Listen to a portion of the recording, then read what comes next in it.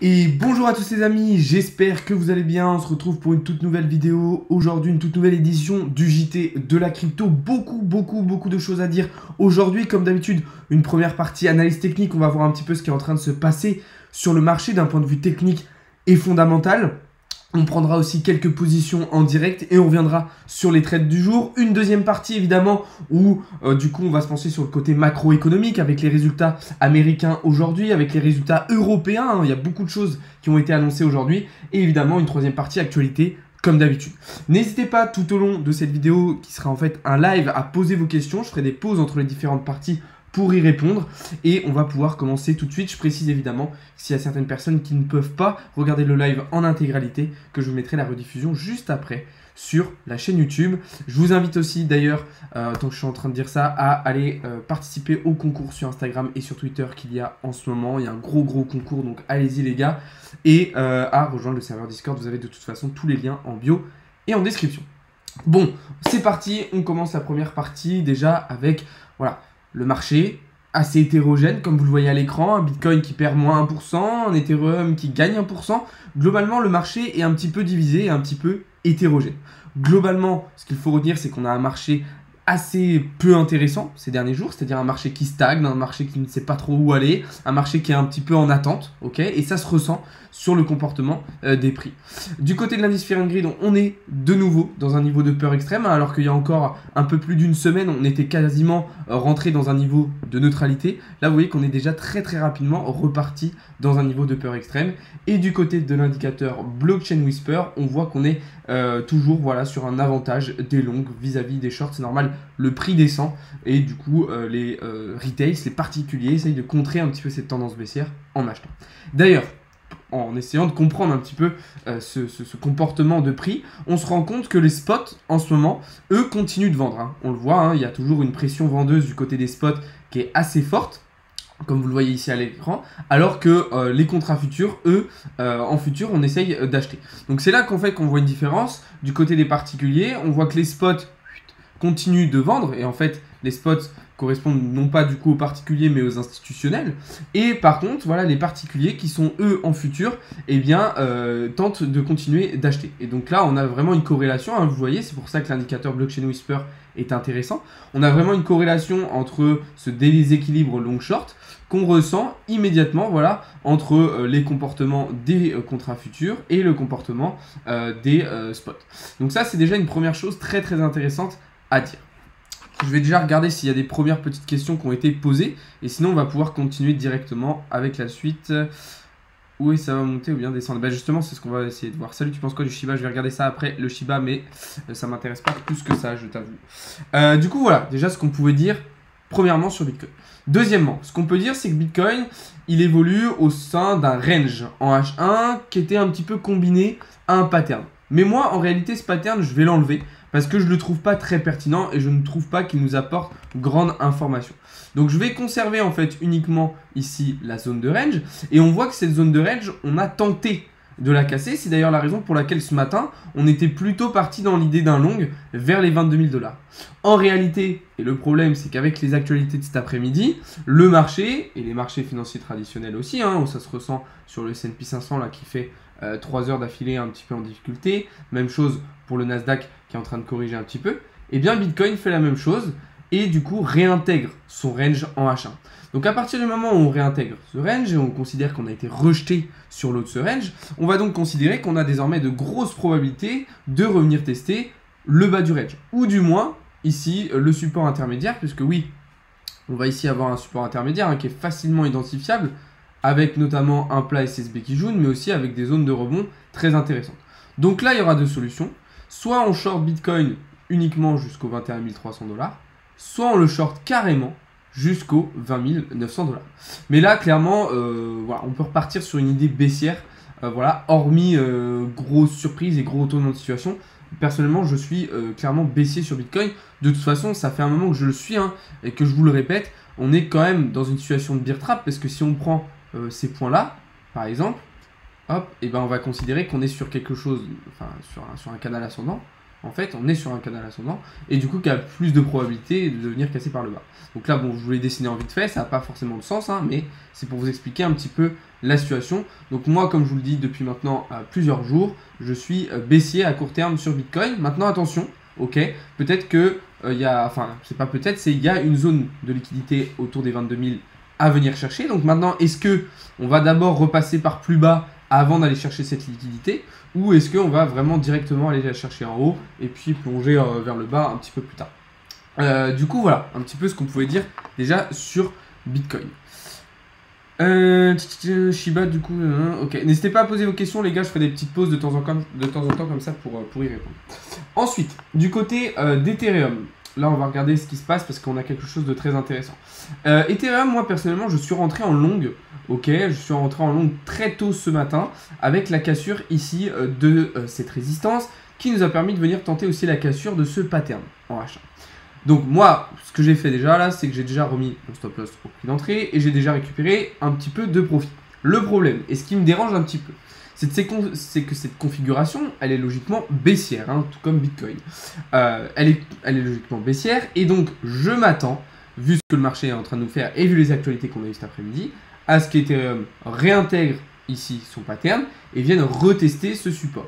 Le problème, c'est que ce support, je pense qu'il ne va pas tenir et qu'en fait, on rentrera dans une deuxième configuration totalement baissière avec une potentielle cassure ici du support qui nous emmènerait probablement vers les 1500 $. Ok, donc là, il va falloir être adaptable, il va falloir être capable de s'adapter, de modifier son trade, de modifier ses scénarios pour prendre les meilleures prises de position, les meilleurs trades dans les meilleures conditions. Ok, parce que le marché va aller très très vite selon moi. Il va nous faire des choses un petit peu incompréhensibles. C'est vrai qu'on a des mouvements de liquidité des fois qui sont compliqués à identifier. Du coup, voilà un petit peu la situation sur Ethereum. Évidemment, on va rester dépendant de ce que va nous faire Bitcoin, mais voilà un petit peu ce qu'on pouvait dire jusqu'à maintenant. On va regarder désormais les deux trades que je vous ai envoyés ce matin. Donc, il y avait une prise de position sur ENS. Alors là, vous voyez qu'on vient de rentrer sur ENS. Attention, ok, attention, pour l'instant, on semble bien réagir sur le bas de notre canal ascendant. Donc si jamais on voit qu'on repart trop rapidement dans le rouge, on pourrait potentiellement deux solutions. Soit clôturer son trade directement, ce que je ne vous conseille pas, ou se laisser peut-être un petit peu plus de marge. Mais moi je suis clairement confiant au vu de ce scénario, étant donné que je considère que Bitcoin va baisser, on devrait avoir un comportement similaire du coup sur les alts, et puis de toute façon le NS est clairement dans une situation de bear trap, donc dans une configuration baissière qui devrait nous permettre de venir chercher les 12,20 $ en direction du bas du pattern. Il y a un autre trade que je vous ai partagé ce matin aussi, cette fois-ci en daily. Donc là, on va être sur un trade en swing, donc c'est-à-dire qu'on va laisser tourner plusieurs jours. Donc là, c'est simple, figurant XABCD, pardon. Donc là, clairement, moi, je considère qu'on a atteint un top en daily au niveau des 47 $ et qu'on va désormais se diriger vers le support ici des 23 $ plutôt. Attention, là, on voit que la Kijun semble bien nous protéger en daily. Alors, on va surveiller ce comportement-là. Moi, personnellement, j'ai déjà remis mon stop loss au prix d'entrée. Ok, j'ai déjà remonté mon stop loss au prix d'entrée pour me protéger un maximum. J'ai pas encore pris de profit, mais si je vois qu'on descend un petit peu, je n'hésiterai pas à en prendre un petit peu, voilà, histoire de toujours en prendre. Mais globalement, je suis plutôt confiant. C'est vrai que le TRB a très bien performé ces dernières semaines. Je pense que là, cette impulsion haussière va être corrigée un petit peu et on pourrait au moins, je pense, venir tester ici le nuage d'Ishimoku.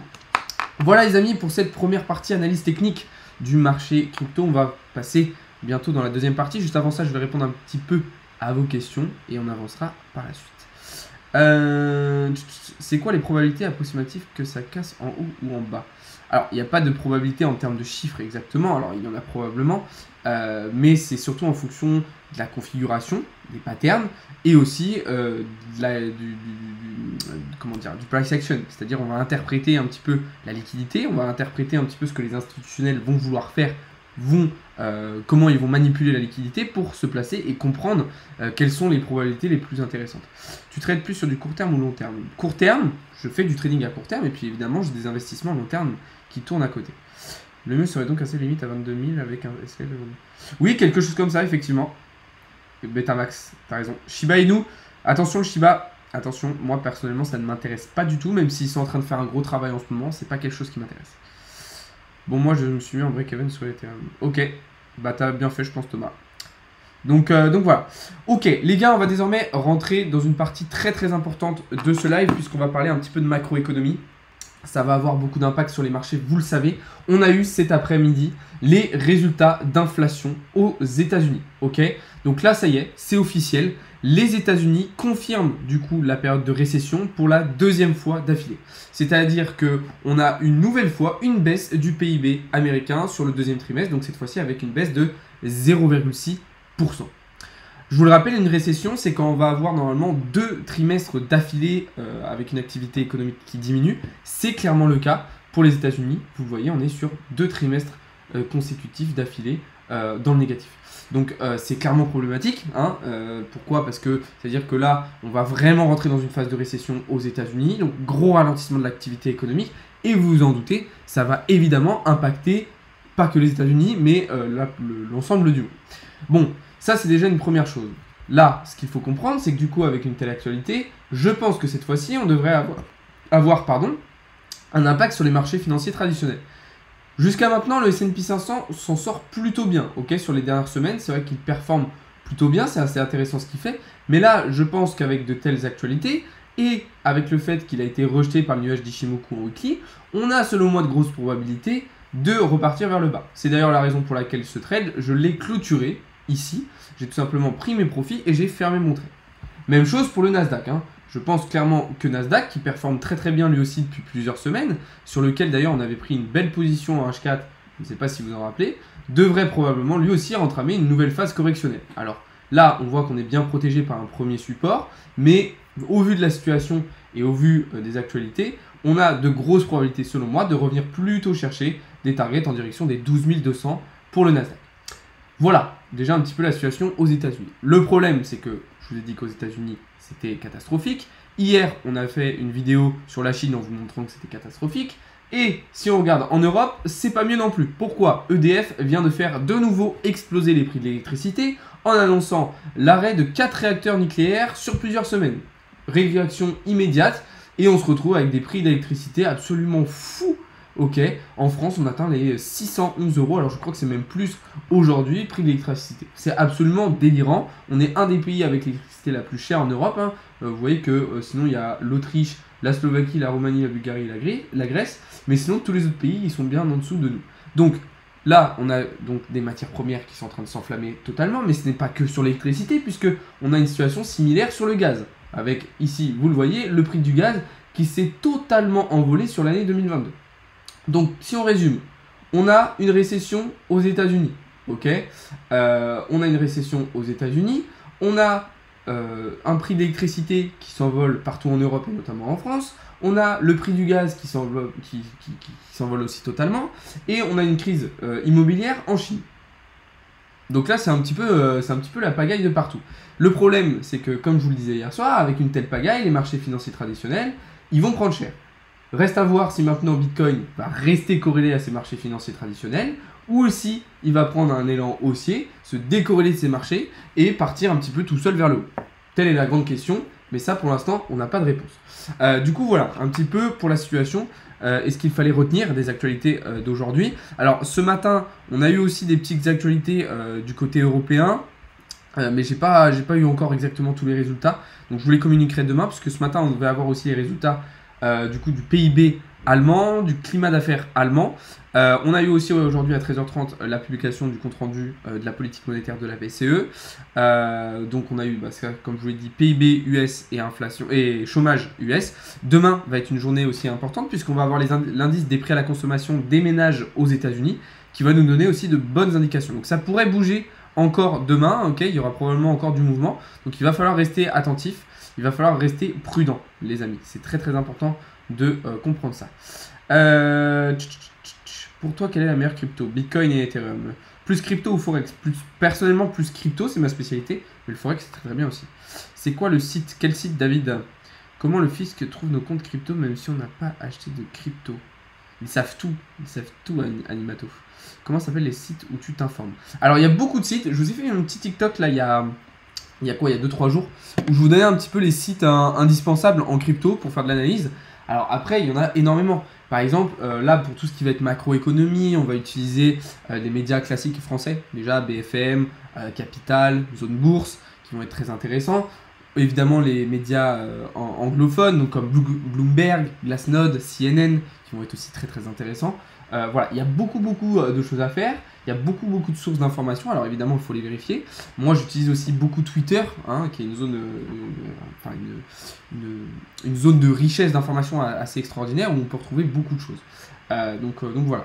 Salut, tu as clôturé sur le rose ou tu es toujours dessus car on n'a pas encore atteint les targets. J'ai pris des profits partiels, mais mon trade est toujours en train de tourner. Mais voilà, j'ai déjà pris quelques zones de profit effectivement. T'as déjà oublié de déclarer ton compte? Non, pas oublié. Alors, quand j'ai commencé dans la crypto, je le faisais pas parce que voilà, j'étais encore jeune, j'étais encore imposé sous le truc de mes parents, donc, mais ça remonte à plusieurs années maintenant. Maintenant, je le fais parce que je suis obligé, voilà. Donc voilà. On a mangé un sale SL sur le BTC ce matin. Bah non, justement, ce matin, il m'a dit que le trade, on en sortait. On en sortait du trade parce que justement c'était trop dangereux. J'ai envoyé un message dans le Discord pour dire qu'il fallait sortir, ne pas le garder parce que c'était trop dangereux.